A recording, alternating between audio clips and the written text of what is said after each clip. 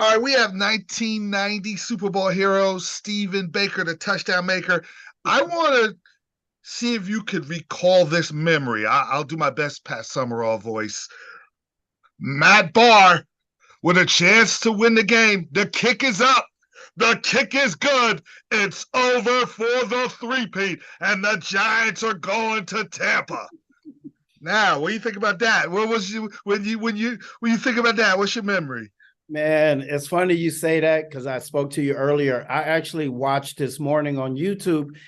They had a video called the 30-minute pregame prior to that game, and it just brought back all the memories, how important that game was, man. Just looking at all those fans thinking they was going to three-peat and all the hype that was being built up about that game. And the war was going on.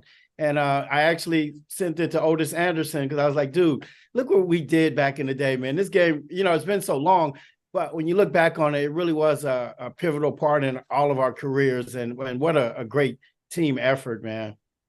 Oh, definitely. We're gonna go down memory lane. How would describe your time at Fresno State? Oh, man, Fresno was fun, man. When I came out of junior college, that was the last trip that I took. And, Kevin Sweeney was there and he was going to be there for 2 more years. And his dad was the coach. So, they was going to throw the ball a lot. Wow, yes. Yeah, so that was my determining factor to go there. And it just so happened I was second string on the punt return, and our first string guy, Julius Pitts, got injured and had like a 50-yard return, and it was a penalty, and he sprained his ankle, and they threw me back there. I'd never returned a punt in my life, and I took it back 85 yards. And, Whoa. Yeah, and the rest was history, man. After that, I was third in the nation in punt returns, and I had about 3 called back because it was a fine line the way that Coach Sweeney set up that punt return, man. We used to set them up like bowling pins, as he would say. So I would catch the ball, run forward about 5 yards, and then retreat 7 to 10 yards back in a loop. Meanwhile, the wall would be coming to me. And I can still see the looks in these guys' eyes, man, when they thought they had me, and then all of a sudden, pow. But it was a fine line between getting a penalty, and I had 3 called back, man. Else I would have led the nation in punt return yardage. Wow. Now you go to the Giants. Just give me your description of Bill Parcells. I'm so fascinated. Let me see. Demanding. You can't have a soft heart to play with him. And, he got me when I got here as a rookie. I'd never caught a ball in 30-degree weather, let alone negative. So the first day that we had that icy practice outside when the wind was blowing, felt like -10 outside, I had never experienced that. And I dropped just about everything from warm-ups, 7-on-7, blitz pickup, finally get the team. They try to call my signature route, which is a deep comeback, and it goes right off my fingertips. And Parcells, everybody up. Everybody comes up. He says his little speech. I'm walking away. He's like, Baker, come here. I said, yes, coach. And he looked me right in my eyes and he said, I don't even know why we effing drafted you. Ooh. we laugh at that today, man, because it was funny, but it pissed me off. So he knew what buttons to push on every player. And he knew that challenging saying that I was too little or I didn't belong there would make me respond. And boy, did I ever the next day, man. I started body catching everything, just catch the damn ball. Now 87 was a strike year. 88 and 89, you guys were close. 88, you had lost to the Jets the last game of the year. Do you think, because the 49ers, you always gave the 49ers trouble. Do you think the 49ers tanked it that last game to make sure you didn't make the playoffs? We heard that about them because, I remember I was actually in a hotel bar with Larry Zonka. Wow. We were watching that game. Yeah, he was doing the telecast of an upcoming game or something. And he was in the same bar in Hackensack. And we watched that game, and it sure looked like it, man. Sure did. It sure did. It really did.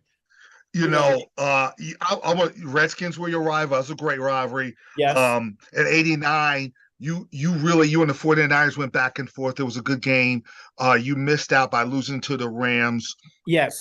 Did you watch the Joe Montana documentary? No, I have not watched it. Please watch it on Peacock, because I could tell that you guys, your system bothered the Niners. He was like, the darn Giants, the darn Giants. And he just talked about it. It seemed like, okay, the Philadelphia, they could handle Buddy Ryan's system. They could handle the Redskins. They beat you, but you guys beat them. It seemed like you guys gave the most trouble because of your brains and your physicality. It wasn't just your physicality, it was Belichick and Parcells' game plan. You mean against the 49ers? Yeah. Absolutely, man. We when we played them on that Monday night, and they barely beat us. We marched down and got down to, I think, the 16-yard line. Yes. And we could not score. But I just remember Parcells saying, and at the speech to us afterwards, like, guys, keep your heads up because we may see these sons of you-know-what again. Uh-huh. And sure enough, he came with the perfect game plan. What I love about that, man, we were a team. So if you notice about that game, nobody made big plays. It was a culmination of everybody doing their part. Yep. From Matt Barr making all those kicks, Eric Howard putting his head on that ball, Gary Reasons making that great observation that it was only 10 players on the field, and he took the fake punt there. But I can't reiterate how much Matt Barr meant to us, nailing all of those field goals. Listen, I'm a Steelers fan. And I remember as a youngster the kicks he made in '79 when they won the championship. So I know about that. But let's go over the '90 season. Okay.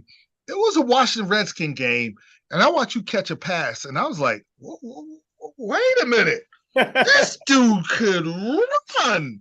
Wow. Holy crap!" Describe that play. I was like, "Yo, dude got some speed." Well, man, let me just tell you, that was my first start because my good friend Odessa Turner got hurt 2 games into the season. So he's out, and I'm going to be the starter as long as I stay healthy. So that was my first start of the year. And I was excited, man. I always got excited to play the Redskins. Actually, when Parcells drafted me, that was the first thing he asked me. He's like, "Son, do you hate the Redskins?" I was like, "Sure, coach, I can't stand them." Well, they're the Commanders now. But anyway, they called that play. It was YNX cross. If we catch them in man, and we know exactly where to turn it up when you catch it at full stride, because if you got speed, they won't catch you. And Stacy Robinson ran across. I ran across. My guy bumped into, I think, Darrell Green, or had the loop around him. So I had a clean catch to the ball. And when I tell you, I didn't look back because I knew Darrell was coming. Yeah, Darrell Green. And Darrell Green caught everybody, and he didn't get you. No, but he was coming, and Pat Summerall made mention of that. But I love what Darrell said at the end of the game. They asked him, why didn't he catch me? And he said, "Guys, look, the guy I was chasing exactly wasn't a turtle." No. Yeah, man, I did old school. I threw the head back. I was just running. I said, "I'm not going to stop until I reach that end zone." And it was a very exciting moment to do that. That was arguably my longest run. Actually from scrimmage, not counting the 85-yarder bomb, but catching it like 6 or 7 yards deep and taking it the distance. That was by far my longest run in the NFL. One of the games I like was the gotta have it catches you made when you were trailing the Cardinals. Talk about that. Oh, man. Meggett and I, we're the 2 littlest guys on the team. We're down by 10. And I never forget, he's sitting on the bench, and I looked around. He looked around, I said, "Dude, look at all these people leaving, man. This game is far from over." And so that kind of got me a little fired up in the mode. And they called the same play that I caught in the Super Bowl, but it's wide backside X flag. And I came off that ball so hard, man. I almost, you sprain your ankle a little bit because you're coming off so hard, but you don't feel the pain once you start running. If you watch that play, you see me walking back, I'm almost limping because that's how hard I planted the post route, which kids don't do today. They just round that route in there, man. Yeah. Stole that route. I made him think I was going to that post, and then I stuck it and came out that break after 3 steps into it, and the ball was in the air, and I don't know how I caught it because my elbows should have been closed, but they were open. Thank God my thigh. Yes, I saw that. Yeah, but you know what? I'll take it because I was trying to catch it, but that could have easily went through my arms. But what? Sometimes when you just got to have it, you know what I mean? Just like in that kid dropped that game ball against the Chiefs Eagles game, man. Yeah. You can drop passes, and I've dropped plenty, but I would never drop one. You can't. But yeah, that was a great game for us, man. I see you look fired up right now. Speaking of fired up, we're going to talk about the hated Eagles. It seemed like between Buddy Ryan and those guys, it seemed like they were the talkiest. They were physical. Now the Redskins beat up on the Eagles. You guys beat up on the Redskins, and they gave you guys trouble. It was Right. crazy the AFC East. And just describe that Eagle rivalry, because I remember that one game they beat you when you were undefeated. It just looked like it was just nasty. I know, man. It was really embarrassing. But you know what? When I look back on it, it was a good that we lost because it got us refocused again. However, they always seem to have our number. Receivers, Mark Ingram, myself, Bavaro, we came there ready to play. But when you had Reggie White and Jerome Brown rushing our guys, and Parcells would actually look at our offensive linemen and say, "Get that goddamn dead Brook Trout look off your face," because he said they look like dead fish on ice, like they didn't know what was happening. And we would get open, but they couldn't. They didn't have, Sims didn't have time, and they always seem to have our number. And playing down there was just insane, man. They used to throw batteries at us and stuff. With them batteries but it was fun, you know what I mean? It really was, because especially when we won. But you know what? We didn't win too much down there. We always said they won the little battles, but we always won the war. Absolutely. Was that the best team not to win a Super Bowl? Absolutely. That defense was incredible, man. I mean, really. Now they're doing it though. They winning by the skin of their teeth. But yeah. That team is very good. We're going to get to the current state of NFL, but I want to keep going. The 1990s. Phil Simms. We're going to go Phil Simms, Jeff Hostetler. Phil Simms first. What's your description of him? Well, Hostetler was, we were both backups at first. Okay.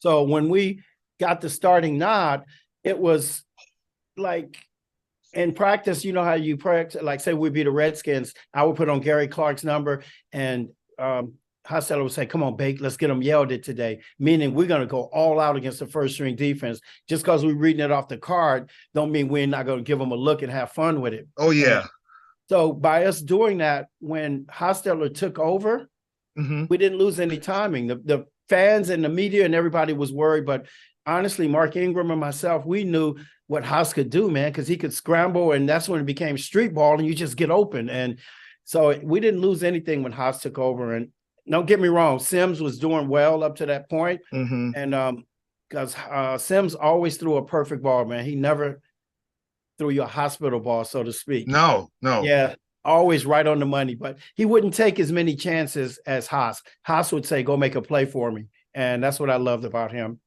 Let's talk about the revenge tour. You pay the Bears back because 85, they beat you up. You weren't there, but then you beat them in 90. I remember a play where Hostetler is scrambling, and Otis Anderson lays into the refrigerator Perry.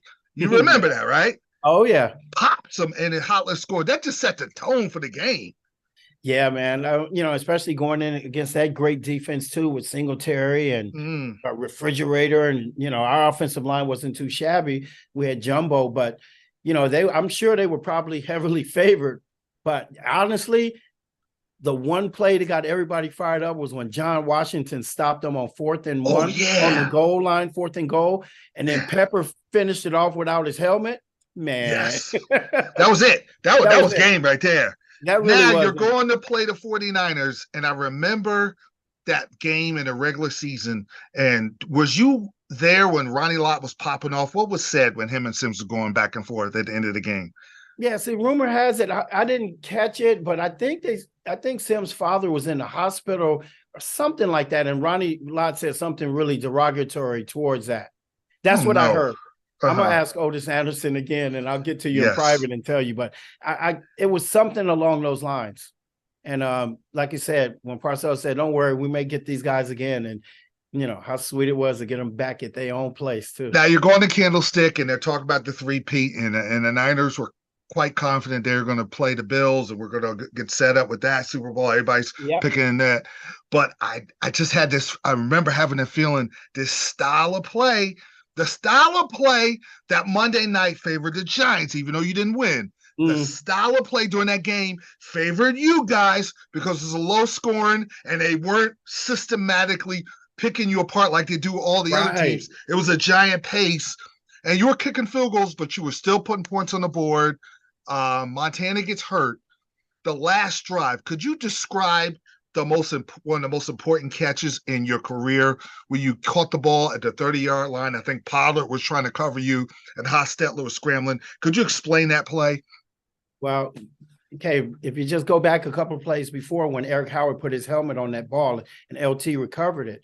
Because actually, when they caught that, was it Rathman? Somebody caught that pass at the 50-yard line. I honestly thought the game was over. Yeah. Because all they had to do was run it out. But lo and behold, Eric Howard put his head on that ball and LT recovered it. And I remember looking at Mark Ingram and say, dude, it's up to us, man. Let's go. And we, I can still feel it because we had to make a play. We don't make a lot of plays because we don't throw the ball a lot, but we knew our team needed us. And I'm telling you, when they called my number, I was the only receiver going out on that play. And I look back on it, years later, I was like, wow, you know what? That was it's called squirrel right, Baker squirrel right. So I'm doing a deep comeback route, but I sell it like I'm doing a go route. And once again, I ran that route so hard. It looked like I pushed off on the kid. Mm-hmm. I did not. I bent arm. I stopped on the dime, and he kept running, and Haas was actually late with the ball. So I'm always asked, people always ask, what was your best route ever? I'm going to say that one because I said, I know if I get us in field goal range with this catch, Matt has a chance to make the field goal. So I said, I'm going to run the best freaking comeback route I ever ran in my life right now. And if you've seen that highlight, you see how I stopped on the dime. And toe tapped it, stayed in bounds. Yes. Yes. And fell out. And then he kicks it through, and now you are in that darn locker room. What was that locker room like?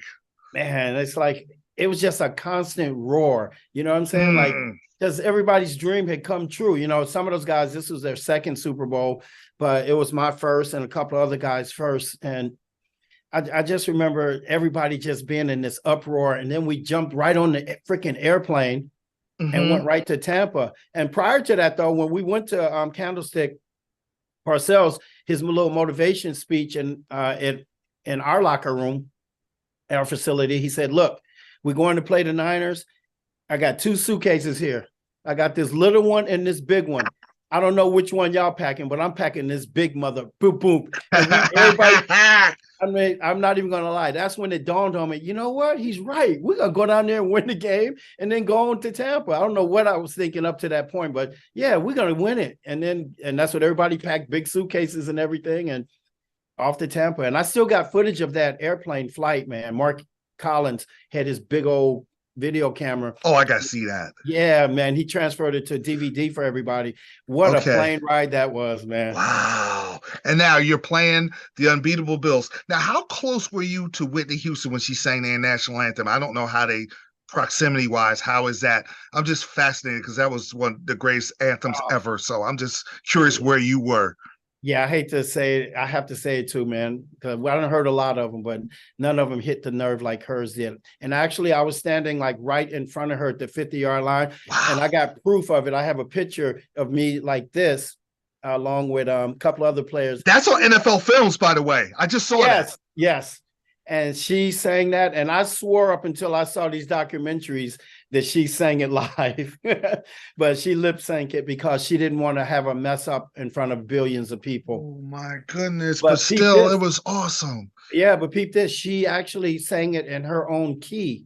I'm not a musician, but they have different keys. They wanted her to sing it in this traditional key. She said, no, I'm going to sing it my way or I'm not singing it. And look at that, what she did. Yes, that was awesome. Now you're playing unbeatable Bills who just annihilate the Raiders. Yeah, they're up and down the field with Lofton and Reed and that K-gun offense. But Belichick and Parcells had a terrific game plan for them, and they laid some licks on Andre Reed. Oh my God, yeah. And we practiced hard all week, so we could give them a good look at what they were going to expect. They didn't tag us like that in practice, but they were always right there. You know what I mean? Because we had those plays dialed in. Oh, what is that blue coming in there? Green. Okay, so because that play right there we're about to talk about. Okay, it's 12-3, and Hostetler miraculously held on the ball, so it's a safety. So you're okay. You're still in range. Terrific drive. O.J. Anderson just giving the Bills the business. Now, that touchdown right there, what was that pattern? What was the play call? Well, it was the same one that was called in the game against the Cardinals, backside X flag. So Mark Ingram goes in motion, half motion, and runs a post route, and then I run a post corner. So we had him in a bind, and what happens there is I'm praying that his man coverage, because if his man coverage, all I got to do is beat him right here, right now. And I know it's over when I beat him right there, because ball just has to be in the air. And like I said before, whenever you're in a situation like that, you got to draw back on like, okay, I may never make it here again. I'm going to run the best freaking post corner route I ever ran, and I'm going to run it perfect, man. That's what I was known for, really emphatic moves, you know what I mean? Throwing and really selling stuff. And I sold that to perfection, and Hostetler put it right on the money. And I can't say enough about our offensive line. They picked up that blitz just long enough so it could happen. That's beautiful the way he described it. And now the play, I think the Ingram catch, and he was able to get the first down. That was the next drive, correct? Or was that your drive you scored? No, that was in the third quarter of the drive. Okay, and then you had another drive where you score. They score with Thurman Thomas, and then you come back and Barr gets the field goal. The last drive, what were you thinking? You know what? I knew we were going to throw the ball. And I always tell people this. Can you imagine kids today going into a Super Bowl, and speaking of wide receivers, if the offensive coordinator said to them, look, by the end of this game, I want to have the longest time of possession in Super Bowl history. Yes. Imagine telling somebody like Odell Beckham or Jerry Jeudy. Man. But we were a team. So that drive, all I had to do, like the running backs always told us, Bake, just get in their way. And me and Mark were so fine with that, man. Mark caught 36 passes that whole year. I caught 34. Did we bitch and moan, pardon my language, complain? Yeah. No, we just did our job, and it got us a Super Bowl ring, bro. And you made the plays you had to. Thank you. The kick that the Bills kicker missed, back then, that's a tough kick. Now, kickers are stronger, and they're making 59 and in the rain and all that. But back then, I didn't think he was going to make the kick. I didn't think they got close enough. Back then, that's a tougher kick. I didn't get on him as much as some people did. Wow. See, I thought he was going to make it. And I was, you got to give the Bills credit. If they would have ran the ball like they did in that last drive, they would have murdered us, man. But they had to stick with what got them there. Yep. So they didn't deviate from what they did. But if they would have ran the ball on us, come on, you had Thurman Thomas, Hall of Famer back there, and you don't feed him the rock until you really need to. So he got him when he got that last run. I was like, oh my God, this is the biggest kick of this guy's life. He's going to make it. Because I put myself in that situation. If that touchdown would have happened to win the game, bro, I can't drop it, man. I can't. I said, he's not going to miss it. So he misses it. Now, what's your reaction when he misses it? You're a champion. I know. I lined up right where he was kicking it from. I was going to look at it, but I said, you know what? This is it. My whole life right here. I can't even look at it. So I turned my back, and I could still hear his foot hit the ball. And, it was a moment of silence. And all of a sudden, the guy next to me jumped so high. His hips were by my shoulder pads. And I said, I know he didn't jump that high because we lost. And I just ran on the field. I actually didn't see the highlight until later and saw that it went wide right, because it looks good from the onset. That's forever. I mean, you played 5 really good years, but that Super Bowl that's the rest of your life. That catch right there, that's forever. That's going to be on the Super Bowl highlights every year. The Super Bowl comes, they're going to show that. They're going to show the Whitney Houston song. They're going to show Otis, and they're going to show you. Man, it is such a blessing. I got to tell you. And at Giant Stadium, they have the actual Super Bowl trophies in there, and they have our names, the starters on the offensive side on one side of the trophy, and on the other side, defense. They got a big banner in the field house. So the name is immortalized up there, so my granddaughter can see it one day. It's nice. So it's been a blessing, man. I always say, like, you only played 6 years, but you know what? It was the best 6 years, and I got everything I could have got. Every receiver dreams of doing it. Playoff touchdown, Super Bowl touchdown, brought the crowd to their feet.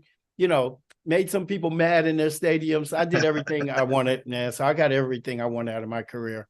Yeah, but you know what? Now, if you played now. Oh my goodness, the records, and just they're not hitting over the middle. You could run wild without Ronnie Lott and all those heavy hitters back then. You'd have had a field day. Your size and your speed. Oh man, yeah. So cheating. It would have been like cheating. I already felt like it was cheating because DBs are running backwards. But now, Yes. come on, bro. You ain't got to worry about them trying to knock your block off or low bridging you. Come on. Before I let you go, this is kind of my vision. I just think sometimes the older players don't get the love they should deserve. So I'm weird. Me and my guy Robert Page are trying to get Brian Dawkins on. We're going to do new school shows with the young guys, but I want to do some of the older ones. We go down memory lane, so younger guys can realize that happened in the backdrop. So I want to do that more. So I'm gonna bother you some more. See if you get maybe OJ Anderson next time, and I'm gonna try to get we and you both know Joe Corvino, so I'll talk to Joe to see. I talked to Jay Novacek. Nice. He was with Joe, and Jay said he would come on, so we might do Giants Cowboys little show, something like that. But I just don't want people to forget, man. No, I appreciate it. And you know what I always tell the kids too, man, whenever I go do an appearance or something, I say, thank God for YouTube. Yes. So, man, you can find out anything on YouTube, and our careers are like, I go watch some of the old games sometimes just to see, how you have memories like, yeah, I'm talking about I had a couple of catches in that game that were key. So I'll just type in 1991 versus the Eagles. And I found when me and Jerome Brown got into a fight. You and Jerome Brown? Yeah, I'll text it to you. I got the little 5-second clip. It was on Oh my goodness. They showed it on Football Life, but I found the actual game, and what he came after me for was really crazy, man. What it was, he said I tried to take his knee out when I turned around, and he kind of came at me. The play wasn't dead yet, so he tried to come at me. I ducked.